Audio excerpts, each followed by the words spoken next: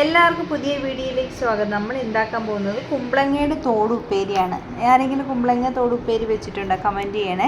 നമ്മൾ കുമ്പളങ്ങയുടെ തോടൊക്കെ നന്നായിട്ട് മുറിച്ചെടുത്തതിന് ശേഷം നല്ല ചെത്തി വൃത്തിയാക്കി കഴുകി വൃത്തിയാക്കിയതിന് ശേഷം അതിൻ്റെ തോട് ചെറുതായിട്ട് കട്ട് ചെയ്ത് പീസാക്കി വെക്കുക.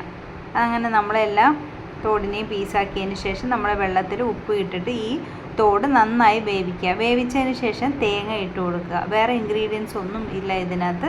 നമ്മൾ എന്നിട്ട് ഈ തേങ്ങയും കുമ്പളങ്ങയും കൂടി നന്നായി മിക്സ് ചെയ്യുക. ഇനി നമുക്കിത് താളിക്കണം. താളിക്കാൻ വേണ്ടി ഉണക്കമുളകും വെളുത്തുള്ളിയും കൂടി ക്രഷ് ചെയ്യുക. എന്നിട്ടൊരു ചീനച്ചട്ടിയിൽ കടുകിട്ട് അത് പൊട്ടിക്കുക. നമ്മൾ ഈ താളിച്ച് വെച്ചിരിക്കുന്ന നമ്മളുടെ മുളകും വെളുത്തുള്ളിയും കൂടി അതിനകത്തോട്ട് ഇട്ട് കൊടുക്കുക.